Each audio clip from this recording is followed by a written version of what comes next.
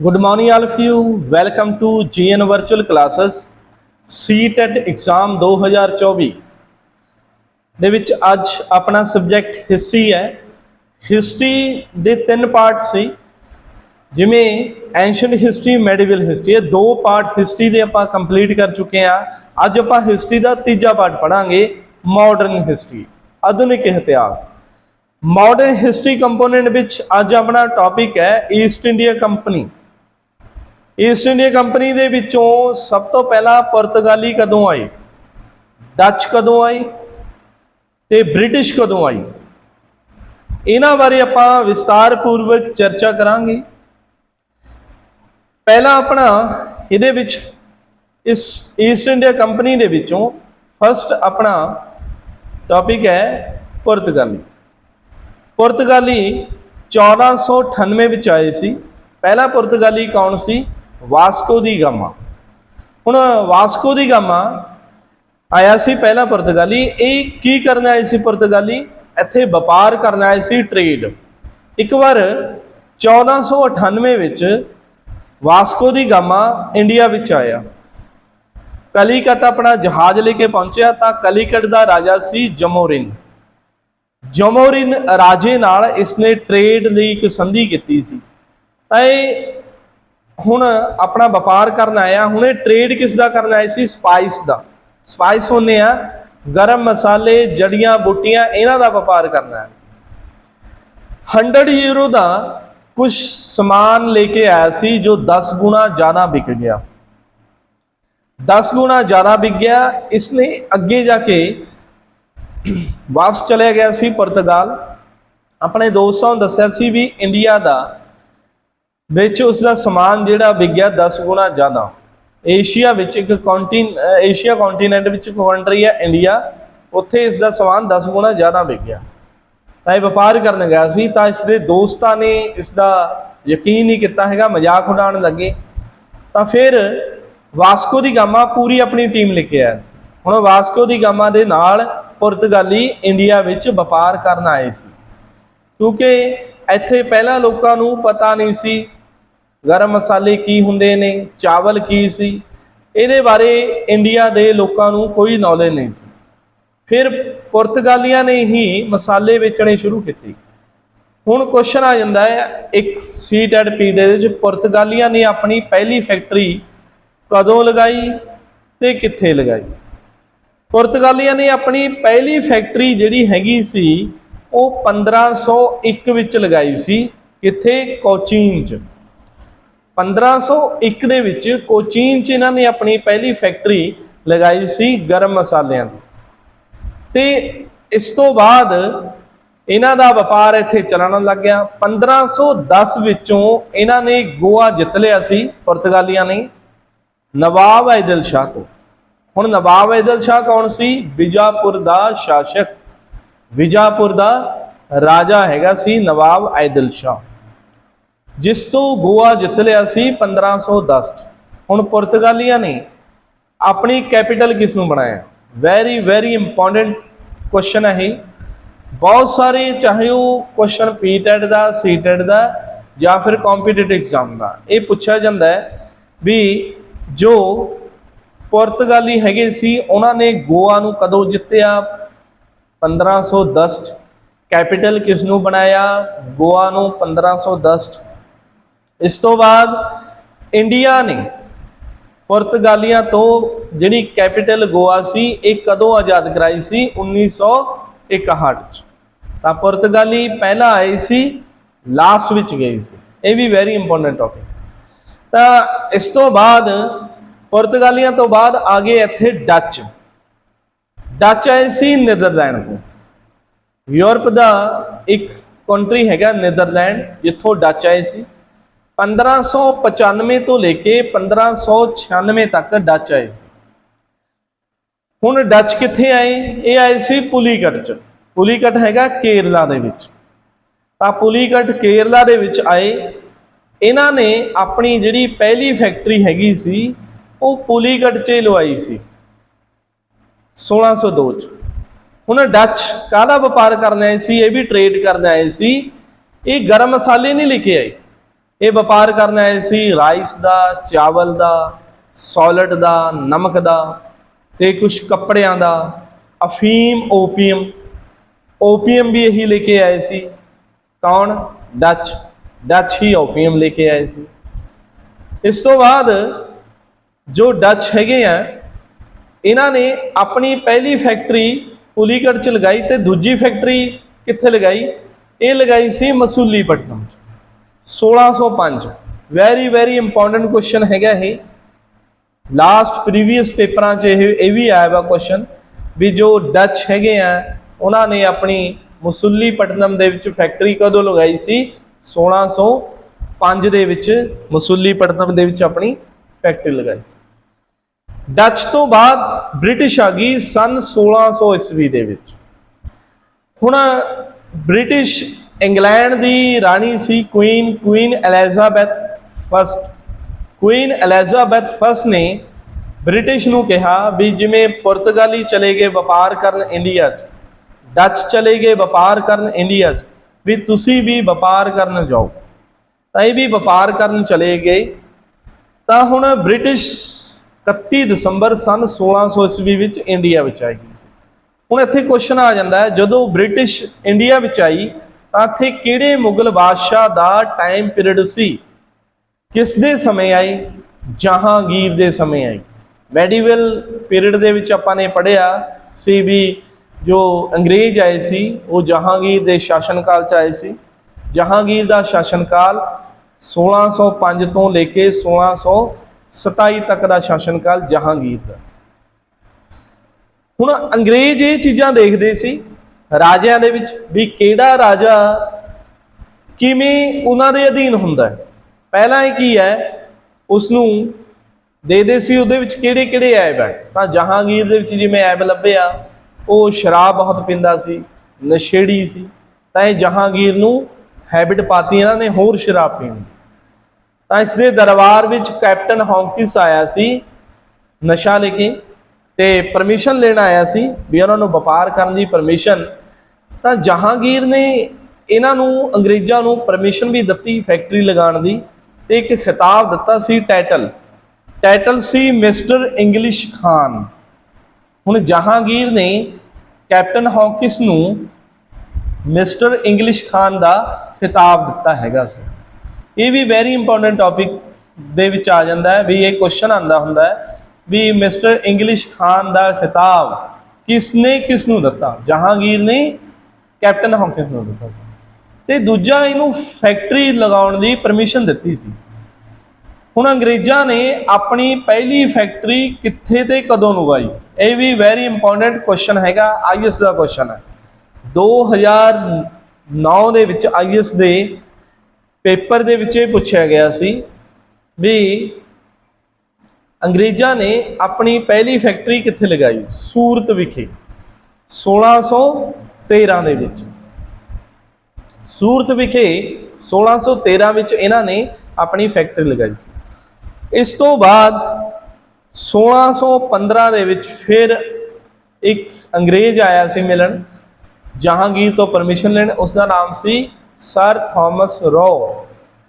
Sir Thomas ਰੋ ਨੇ ਇੱਕ ਪਾਰਟੀਕੂਲਰ ਏਰੀਆ ਮੰਗ ਲਿਆ, ਉਹ ਸੀ ਬੰਗਾਲ। ਵੀ ਇਹਨਾਂ ਨੇ ਬੰਗਾਲ ਨੂੰ ਲੱਭਿਆ ਵੀ ਬੰਗਾਲ ਜੋ ਇੱਕ ਪੋਰਟ ਏਰੀਆ ਹੈਗਾ ਵੀ ਇੱਥੇ ਆਉਣ ਜਾਣ ਜੋ ਵਪਾਰ ਦਾ ਇੰਪੋਰਟ ਐਕਸਪੋਰਟ ਕਰਨ ਦੇ ਵਿੱਚ ਇਹਨਾਂ ਨੂੰ ਫਾਇਦਾ ਹੋਏਗਾ, ਇਸ ਕਰਕੇ ਇਹਨਾਂ ਨੇ ਬੰਗਾਲ ਮੰਗਿਆ। ਜਹਾਂਗੀਰ ਨੇ ਇਸ ਦੀ ਨੂੰ ਪਰਮਿਸ਼ਨ ਦਿੱਤੀ ਵੀ ਤੁਸੀਂ ਬੰਗਾਲ ਦੇ ਵਿੱਚ ਆਪਣੀਆਂ ਵਪਾਰ ਕਰ ਸਕਦੇ ਆ। ਤਾਂ ਅੰਗਰੇਜ਼ਾਂ ਨੇ ਇਸ ਪਰਮਿਸ਼ਨ ਤੋਂ ਬਾਅਦ ਛੋਟੀਆਂ ਆਪਣੀਆਂ ਕੋਠੀਆਂ ਪਾਣੀਆਂ ਸ਼ੁਰੂ ਕਰਤੀਆਂ, ਇਸ ਦੇ ਬਾਰੇ ਟ੍ਰੇਡ ਬਾਰੇ। ਤਾਂ ਇਹ ਵਪਾਰ ਕਰਦੇ ਰਹੇ, ਇਹਨਾਂ ਦਾ ਰਾਜ ਚੱਲਦਾ ਰਿਹਾ। ਲੇਕਿਨ ਮੁਗਲ ਬਾਦਸ਼ਾਹ ਜਹਾਂਗੀਰ ਤੋਂ ਬਾਅਦ ਸ਼ਾਹਜਹਾਂ ਨੇ ਵੀ ਬ੍ਰਿਟਿਸ਼ ਨੂੰ ਕੁਛ ਨਹੀਂ ਕਿਹਾ, ਉਹਨਾਂ ਦੇ ਵਪਾਰ ਵਿੱਚ ਦਖਲਅੰਦਾਜ਼ੀ ਨਹੀਂ ਕੀਤੀ। ਲੇਕਿਨ 1658 ਤੋਂ ਲੈ ਕੇ 1707 ਵਿੱਚ ਮੁਗਲ ਬਾਦਸ਼ਾਹ ਔਰੰਗਜ਼ੇਬ ਦਾ ਟਾਈਮ ਆ ਜਾਂਦਾ ਹੈ। ਮੁਗਲ ਬਾਦਸ਼ਾਹ ਔਰੰਗਜ਼ੇਬ ਜੋ ਬੜਾ ਹੀ ਸਖਤ ਰਾਜਾ ਸੀ, ਤਾਂ ਉਸਨੇ ਅੰਗਰੇਜ਼ਾਂ ਦੇ ਵਪਾਰ ਤੇ ਪਹਿਲੀ ਵਾਰ ਬੰਦਿਸ਼ ਲਾਈ। ਵੈਰੀ ਇੰਪੋਰਟੈਂਟ ਕੁਐਸਚਨ ਹੈ। ਸੀਟੈਟ ਪੀਟੈਟ ਦਾ ਵੀ ਕਿਹੜਾ ਪਹਿਲਾ ਮੁਗਲ ਬਾਦਸ਼ਾਹ ਸੀ ਜਿਸਨੇ ਅੰਗਰੇਜ਼ਾਂ ਦੇ ਵਪਾਰ ਤੇ ਬੰਦਿਸ਼ ਲਗਾਈ ਸੀ, ਤਾਂ ਉਹ ਹੈਗਾ ਸੀ ਔਰੰਗਜ਼ੇਬ। ਔਰੰਗਜ਼ੇਬ ਨੇ ਬ੍ਰਿਟਿਸ਼ ਦੇ ਵਪਾਰ ਤੇ ਬੰਦਿਸ਼ ਲਗਾਤੀ ਤੇ ਸਰ ਨੌਰਿਸ਼ ਵਿਲੀਅਮ ਇਸ ਦੇ ਦਰਬਾਰ ਵਿੱਚ ਪਰਮਿਸ਼ਨ ਲੈਣ ਆਇਆ ਸੀ। ਔਰੰਗਜ਼ੇਬ ਨੇ ਇਸ ਨੂੰ ਦਰਬਾਰ ਦੇ ਵਿੱਚ ਹੀ ਭਜਾ ਦਿੱਤਾ ਸੀ ਵੀ ਤੂੰ ਮੇਰੇ ਦਰਬਾਰ ਚੋਂ ਚਲਿਆ ਜਾ। ਤਾਂ ਫਿਰ ਬ੍ਰਿਟਿਸ਼ ਨੇ ਅੱਗੇ ਇੰਗਲੈਂਡ ਨਾਲ ਗੱਲ ਕੀਤੀ ਵੀ ਜੋ ਇੱਥੇ ਦਾ ਮੁਗਲ ਬਾਦਸ਼ਾਹ ਉਹ ਵਪਾਰ ਨਹੀਂ ਕਰਨ ਦੇ ਰਿਹਾ ਤੇ ਸਾਨੂੰ ਥੋੜਾ ਟਾਈਮ ਵਪਾਰ ਕਰਨ ਦੀ ਪਰਮਿਸ਼ਨ ਦਵਾਈ ਜਾਵੇ। ਤਾਂ ਫਿਰ ਬ੍ਰਿਟਿਸ਼ ਨੇ ਕਿਹਾ ਵੀ ਮੁਗਲ ਬਾਦਸ਼ਾਹ ਔਰੰਗਜ਼ੇਬ ਦੇ ਕਹਿਣ ਦੇ ਅਕੋਰਡਿੰਗ ਵਪਾਰ ਤੇ ਬੰਦਿਸ਼ ਹੀ ਲੱਗੀ ਰਹੇਗੀ ਵੀ ਅੰਗਰੇਜ਼ ਲੁਕ ਛੁਪ ਕੇ ਛੋਟਾ ਮੋਟਾ ਵਪਾਰ ਕਰਦੇ ਰਹੇ ਉੱਕਾ ਦੁੱਕਾ, ਬਾਕੀ ਇਹਨਾਂ ਨੇ ਵਪਾਰ ਨੂੰ ਕੀ ਹੈ ਬੰਦ ਹੀ ਕਰਤੇ ਹੈਗਾ ਸੀ। 1707 ਵਿੱਚ ਔਰੰਗਜ਼ੇਬ ਦੀ ਡੈਥ ਹੋ ਜਾਂਦੀ ਹੈ, ਇਸ ਦਾ ਇੰਤਕਾਲ ਹੋ ਗਿਆ ਔਰੰਗਜ਼ੇਬ ਦਾ ਤੇ ਔਰੰਗਜ਼ੇਬ ਚਲਿਆ ਜਾਂਦਾ ਹੈ ਇਸ ਦੁਨੀਆ ਦੇ ਵਿੱਚੋਂ। ਤਾਂ ਫਿਰ ਉਸ ਨੂੰ ਦਫਨਾਇਆ ਜਾਂਦਾ ਹੈ, ਕਿੱਥੇ ਦਫਨਾਇਆ ਜਾਂਦਾ ਹੈ? ਔਰੰਗਾਬਾਦ। ਔਰੰਗਾਬਾਦ ਹੈਗਾ ਮਹਾਰਾਸ਼ਟਰ ਦੇ ਵਿੱਚ। ਇਸ ਤੋਂ ਬਾਅਦ ਜਦੋਂ ਔਰੰਗਜ਼ੇਬ ਦਾ ਇੰਤਕਾਲ ਹੋਇਆ, ਜਿਹੜੀਆਂ ਰਿਆਸਤਾਂ ਔਰੰਗਜ਼ੇਬ ਦੇ ਅਧੀਨ ਸੀ ਉਹਨਾਂ ਨੂੰ ਫਰੀडम ਦੇ ਦਿੱਤੀ ਗਈ। ਤਾਂ ਜਿਵੇਂ ਹੈਦਰਾਬਾਦ ਅਲੱਗ ਹੋ ਗਈ, ਬੰਗਾਲ ਅਲੱਗ ਹੋ ਗਿਆ, ਤਾਂ ਬੰਗਾਲ ਵੀ ਇੱਕ ਇੰਡੀਪੈਂਡੈਂਟ ਸਟੇਟ ਬਣ ਗਿਆ ਹੈਗਾ ਸੀ, ਸੂਬਾ ਬਣ ਗਿਆ ਸੀ। ਹੁਣ ਬੰਗਾਲ ਦੇ ਵਿੱਚ ਰਾਜਾ ਹੈਗਾ ਸੀ ਨਵਾਬ ਸਿਰਾਜੂਦੌਲਾ। ਨਵਾਬ ਸਿਰਾਜੂਦੌਲਾ ਰਾਜਾ 1757 ਤੋਂ 1757 ਤੱਕ ਹੀ ਜਿਹੜਾ ਹੈਗਾ ਇਹ ਰਾਜਾ, ਇਸ ਦਾ ਸ਼ਾਸਨ ਕਾਲ ਸੀ ਨਵਾਬ ਸਿਰਾਜੂਦੌਲਾ ਦਾ। ਤਾਂ ਫਿਰ ਇਹਨਾਂ ਨੇ ਬ੍ਰਿਟਿਸ਼ ਦੇ ਜੋ ਵਪਾਰ ਸੀ ਉਸ ਤੇ ਬੰਦਿਸ਼ ਲਗਾਤੀ ਸੀ ਔਰੰਗਜ਼ੇਬ ਦੀ। ਜਦੋਂ ਇਸਨੇ ਬੰਦਿਸ਼ ਲਗਾਈ ਤਾਂ ਬ੍ਰਿਟਿਸ਼ ਤੇ ਔਰੰਗਜ਼ੇਬ ਦੇ ਵਿੱਚ ਇੱਕ ਲੜਾਈ ਹੋ ਜਾਂਦੀ ਹੈ 23 ਜੂਨ 1757 ਵਿੱਚ, battle of Palasi. Very important ਇਹ ਕੁਐਸਚਨ ਹੈਗਾ। ਤਾਂ ਪ੍ਰੀਵੀਅਸ ਪੇਪਰਾਂ ਦੇ ਵਿੱਚ ਚਾਹੇ ਉਹ UPSC ਦਾ ਪੇਪਰ ਹੈ, ਚਾਹੇ ਉਹ ਕੰਪੀਟੀਟਿਵ ਐਗਜ਼ਾਮ ਦਾ ਪੇਪਰ ਹੈ, ਚਾਹੇ ਉਹ ਸੀਟੈਟ ਦਾ ਪੇਪਰ ਹੈ, ਉਹਦੇ ਵਿੱਚ ਇਹ ਲੜਾਈ ਜ਼ਰੂਰ ਪੁੱਛੀ ਜਾਂਦੀ ਹੈ ਵੀ ਜੋ ਪਲਾਸੀ ਦੀ ਲੜਾਈ ਕਦੋਂ ਹੋਈ, ਕਿਹਨਾਂ ਵਿੱਚ ਹੋਈ, ਇਸ ਵਿੱਚ ਕੌਣ ਜਿੱਤਿਆ। ਪਲਾਸੀ ਦੀ ਲੜਾਈ 23 ਜੂਨ 1757 ਨੂੰ ਹੋਈ ਪਲਾਸੀ ਦੇ ਸਥਾਨ ਤੇ। ਪਲਾਸੀ ਬੰਗਾਲ ਦੇ ਵਿੱਚ ਹੈ। ਇਹਦੇ ਵਿੱਚ ਹੋਈ ਸੀ ਨਵਾਬ ਸਿਰਾਜੂਦੌਲਾ ਤੇ ਬ੍ਰਿਟਿਸ਼ ਵਿੱਚ। ਨਵਾਬ ਸਿਰਾਜੂਦੌਲਾ ਇਹ ਬ੍ਰਿਟਿਸ਼ ਵਿੱਚ ਲੜਾਈ ਹੋਈ ਤਾਂ ਅੰਤ ਨੂੰ ਜੋ ਮੀਰ ਜਾਫਰ ਹੁੰਦਾ ਸੈਨਾਪਤੀ ਨਵਾਬ ਸਿਰਾਜੂਦੌਲਾ ਦਾ, ਉਹ ਅੰਗਰੇਜ਼ਾਂ ਨਾਲ ਮਿਲ ਜਾਂਦਾ, ਨਵਾਬ ਸਿਰਾਜੂਦੌਲਾ ਨੂੰ ਧੋਖਾ ਦੇ ਦਿੰਦਾ।